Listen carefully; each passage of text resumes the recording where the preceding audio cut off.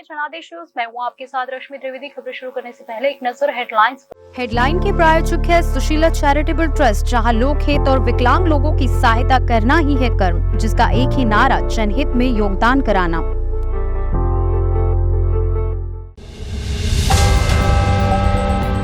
CM Bhupesh Baghel को 508 करोड़ रुपए मिले। महादेव ऐप मामले पर स्मृति ईरानी ने घेरा।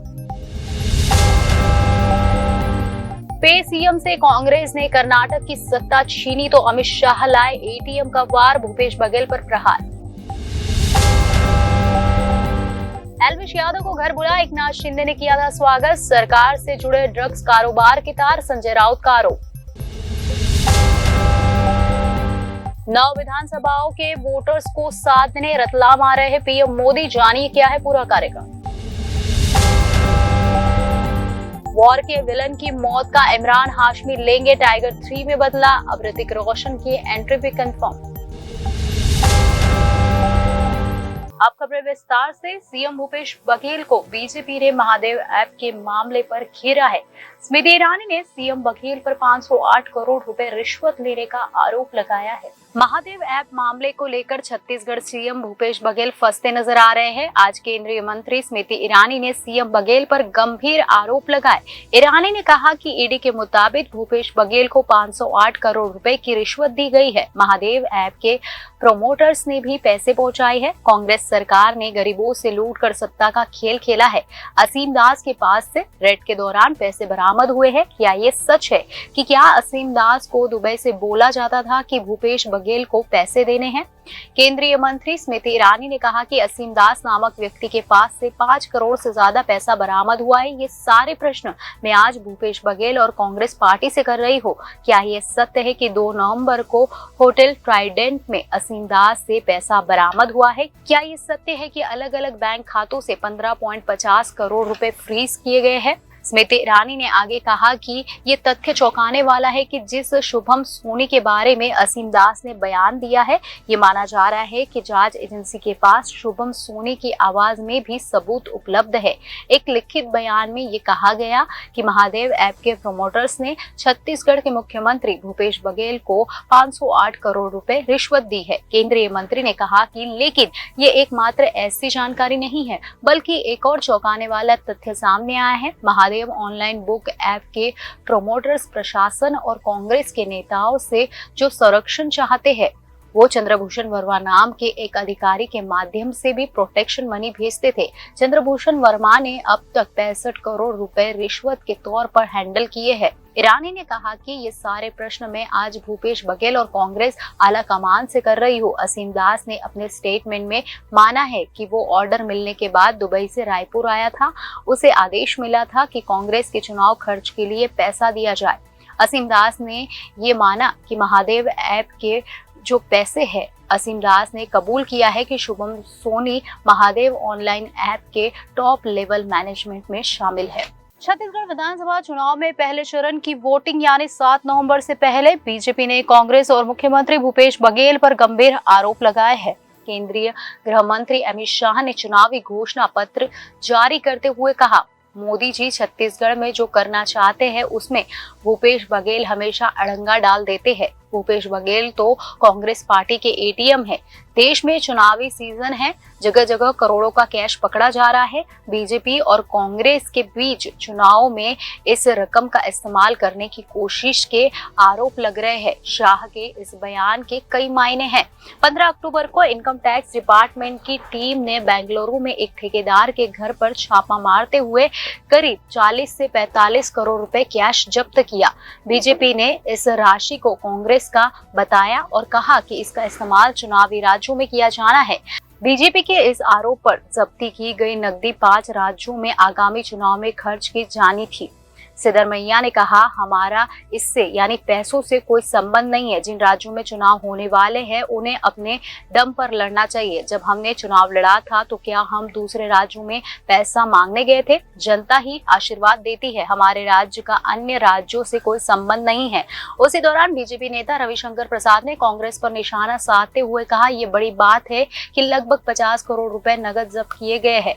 यह कैश वाली कांग्रेस है, भ्रष्टाचार के लिए कांग्रेस है। राहुल गांधी, आप इस पर चुप रहेंगे? 15 अक्टूबर को भी बीजेपी ने आरोप लगाया था कि एक ठेकेदार और उसके बेटे से जब्त की गई 42 करोड़ रुपए की नकदी कांग्रेस से जुड़ी है और सिद्धरमैया सरकार राज्य को एटीएम के रूप में इस्तेमाल कर रही है। इस तरह कांग्रेस पार्टी के साथ कभी गठबंधन के साथ ही रहे और पूर्व मुख्यमंत्री और जेडीएस नेता एचडी कुमारस्वामी ने जब इन छापों की जांच की मांग की तब कर्नाटक के सीएम सिद्धरमैया ने कहा, हमें जांच क्यों करानी चाहिए, मेरी सरकार को ऐसा क्यों करना चाहिए। कर्नाटक सरकार के खिलाफ आरोप कहाँ है। राजनीति से प्रेरित बयान के आधार पर कोई जांच नहीं हो सकती है। दरअसल इसी साल हुए कर्नाटक विधानसभा चुनाव में कांग्रेस ने बीजेपी के राज्य सरकार को कमीशन वाली सरकार बताया था।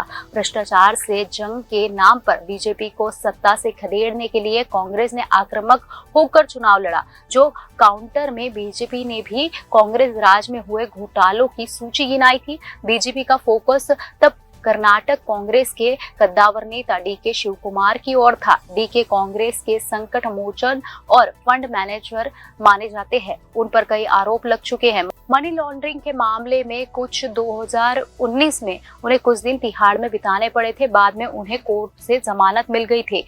आपकी कॉलर हमारी से सफेद कैसी जैसे शाब्दिक बाणों के सहारे चली जुबानी जंग के बीच कांग्रेस ने बीजेपी को कर्नाटक की सत्ता से बेदखल कर दिया था। छत्तीसगढ़ के लिए पार्टी का घोषणा पत्र जारी करते हुए अमित शाह ने कांग्रेस के कल्चर और नेताओं पर ताबड़तोड़ हमले किए। केंद्रीय मंत्री शाह ने कहा, झूठा प्रचार करने में पूरे देश में भूपेश बघेल का कोई सानी नहीं है। एक वातावरण बनाकर उन्होंने 5 साल के लिए यहाँ सरकार बनाई, लेकिन इसमें उन्होंने केवल घोटाले ही किए। मैं छत्तीसगढ़ की जनता से कहना चाहता हूं कि मोदी जी छत्तीसगढ़ का विकास करना चाहते हैं, लेकिन भूपेश बघेल सबसे बड़ा विघ्न है। वो उसमें रोड़ा डाल रहे हैं। बघेल जी को डर है कि अगर यहाँ विकास के इतने कार्य हो गए तो उनकी कुर्सी चली जाएगी। पिछले 5 वर्षों में कानूनी व्यवस्था के मामले में भी भूपेश बघेल सरकार फिसड्डी साबित हुए है। बीजेपी इस आक्रामक होकर हर साल में छत्तीसगढ़ की सत्ता पर काबिज होना चाहती है, इसलिए बघेल सरकार के घोटालों को चुन चुन कर गिना रही है। कांग्रेस के प्रचंड यानी स्पष्ट बहुमत मिला था। छत्तीसगढ़ की कुल 90 विधानसभा सीटों पर हुई मतगणना में कांग्रेस को 67 सीटों पर जीत मिली थी, जबकि राज्य में 15 साल से शासन कर रही बीजेपी बस 15 सीट जीत पाई थी। बहुजन समाज पार्टी को 2 और जनता कांग्रेस छत्तीसगढ़ यानी जे ने 5 सीटों पर बाजी मारी थी। छत्तीसगढ़ में वोट शेयर के आधार पर कांग्रेस को 43% मत मिले, जबकि बीजेपी के पक्ष में 33% वोट मिले थे। इस तरह रमन सिंह की सत्ता से विदाई हो गई थी। शिवसेना सांसद संजय राउत ने महाराष्ट्र सरकार पर नोएडा में हुए एल्विश यादव के ड्रग्स मामले के संबंध में आरोप लगाया है। उन्होंने कहा है कि यह आपूर्ति महाराष्ट्र सीएम एकनाथ शिंदे के लिंक से जुड़ी है। इसके अलावा उन्होंने एल्विश यादव का गर्मजोशी से स्वागत करने का भी आरोप लगाया है। शिवसेना यानी उद्धव ठाकरे गुट के सांसद संजय राउत ने एक बार फिर महाराष्ट्र सरकार पर हमला किया है। इस बार उन्होंने नोएडा में एल्विश यादव की रेव पार्टी में सांपों से ड्रग्स के मामला उठाया है। उन्होंने आरोप लगाया है कि सांपों के जहर का कारोबार करने वालों के साथ महाराष्ट्र सीएम एकनाथ शिंदे के लिंक है। संजय राउत ने सवाल किया है कि क्या राज्य में नशीली दवाओं के व्यापार के तार एकनाथ शिंदे शासन से जुड़े हुए हैं। सांसद संजय राउत ने राज्य सरकार पर यूट्यूबर और बिग बॉस विजेता एल्विश यादव का गर्मजोशी से स्वागत करने का भी आरोप लगाया, जिन पर हाल ही में नोएडा रेव पार्टी में सांपों के जहर की आपूर्ति के मामले में आरोप लगाया गया है। संजय राउत ने कहा, इस देश का सबसे बड़ा ड्रग माफिया जो सांप का जहर बेचता है, जिसका उपयोग रेव पार्टियों में किया जाता है, वह एल्विश यादव मुख्यमंत्री के आवास पर आए, उनका स्वागत किया गया और भगवान गणपति की आरती की गई। शिवसेना सांसद ने सवाल उठाया कि क्या महाराष्ट्र में हो रहे नशीली दवाओं के कारोबार के तार सरकार से जुड़े हुए हैं। क्या मुख्यमंत्री को इस बात की खुफिया जानकारी नहीं है कि आपके आवास पर कौन आता है। राष्ट्र जानना चाहता है क्योंकि यह ड्रग मामला राष्ट्र से संबंधित है। इससे पहले एल्विश यादव और अन्य हस्तियां 24 सितंबर को गणेश चतुर्थी समारोह के लिए महाराष्ट्र के मुख्यमंत्री एकनाथ शिंदे के आवास पर गई। नोएडा रेव पार्टी सांपों के जहर की आपूर्ति मामले में गौतम बुद्ध नगर अदालत ने शुक्रवार को पांचों आरोपियों को 14 दिनों की न्यायिक हिरासत में भेज दिया। अतिरिक्त मुख्य न्यायिक मैजिस्ट्रेट यानी सीजेएम शिवानी त्यागी ने चैम्बर सुनवाई के बाद आरोपी व्यक्तियों को न्यायिक हिरासत में भेज दिया। नोएडा पुलिस ने आरोपी व्यक्तियों को नोएडा के सेक्टर 34 में एक हॉल से गिरफ्तार किया। पुलिस ने 5 कोबरा, 1 अजगर, 2 सिर वाले सांप और 1 चूहा सांप सहित 9 सांप बरामद किए। पुलिस ने आरोपी व्यक्ति के पास से जहर भी बरामद किया है। पूछताछ के दौरान आरोपी ने मामले में यूट्यूबर एल्विश यादव की भूमिका का उल्लेख किया। पीएम नरेंद्र मोदी मध्य प्रदेश के रतलाम में सभा को संबोधित करने पहुंचेंगे। केंद्रीय गृह मंत्री और वरिष्ठ भाजपा नेता अमित शाह भी प्रदेश में चुनावी अभियान शुरू करने वाले हैं। मध्य प्रदेश के विधानसभा चुनाव में कुल 2533 उम्मीदवार अपनी किस्मत आजमा रहे हैं। प्रधानमंत्री नरेंद्र मोदी मध्य प्रदेश विधानसभा चुनाव के प्रचार अभियान की शुरुआत रतलाम से करने जा रहे हैं। भारतीय जनता पार्टी प्रत्याशियों के समर्थन में जनसभा को संबोधित करने वह रतलाम पहुंच रहे हैं। जनसभा रतलाम सीमा से लगे बंजली मैदान पर दोपहर 3 बजे से होगी। सभा प्रधानमंत्री के साथ प्रदेश के मुख्यमंत्री शिवराज सिंह चौहान, प्रदेश भाजपा अध्यक्ष विष्णुदत्त शर्मा भी वहां मौजूद रहेंगे।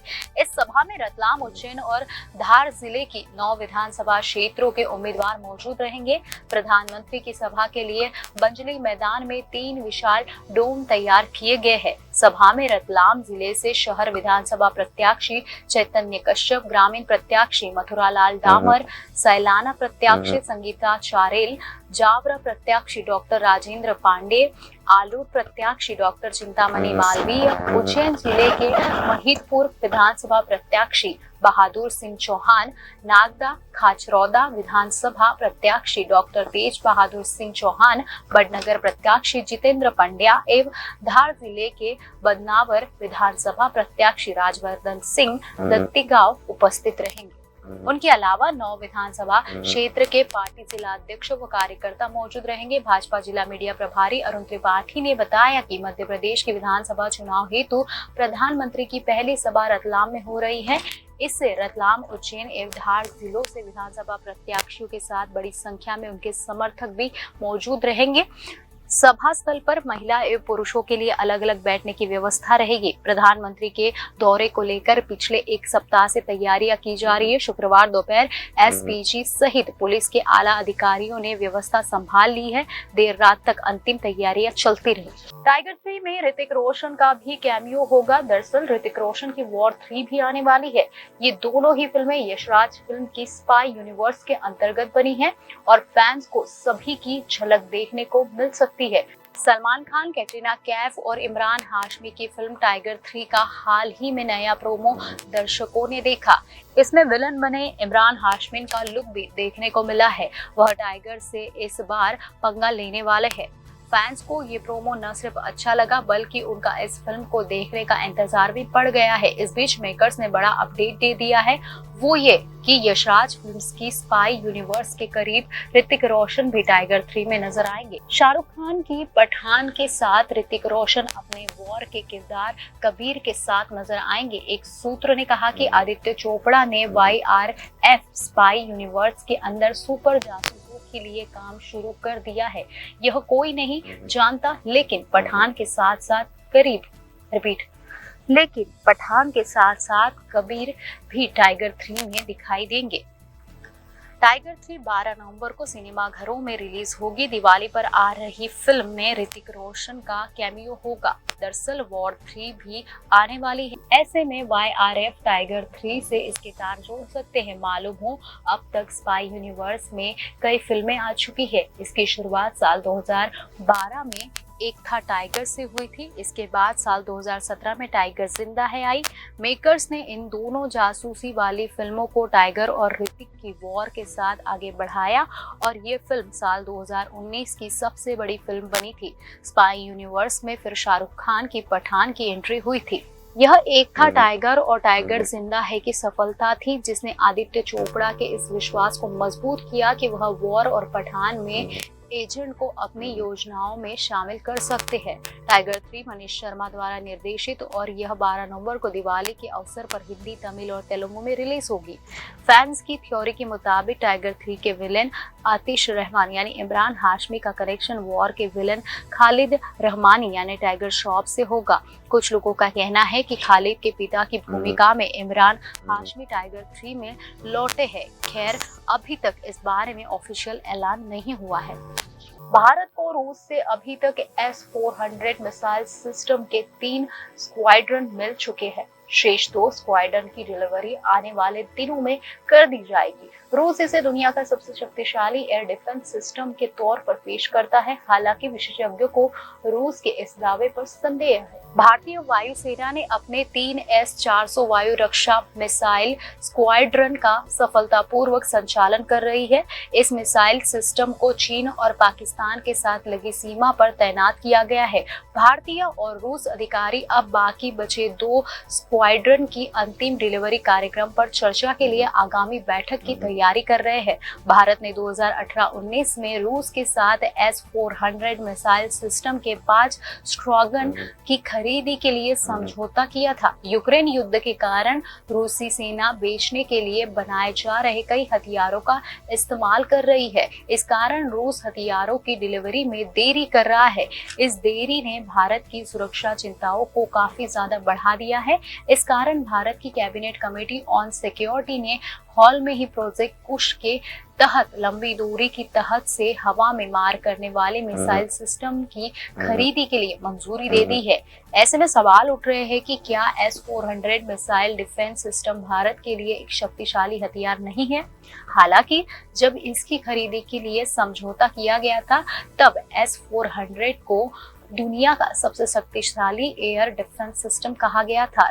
रक्षा विशेषज्ञों की नजर में रक्षात्मक और संभावित रूप से एंटी एक्सेस और एरिया डिनायर के क्षेत्र में S-400 का कोई मुकाबला नहीं है। इस एडवांस एयर डिफेंस सिस्टम विमान, UAV, बैलिस्टिक और क्रूज मिसाइलों सहित कई तरह के हवाई खतरों के खिलाफ प्रभावशीलता का दावा करती है।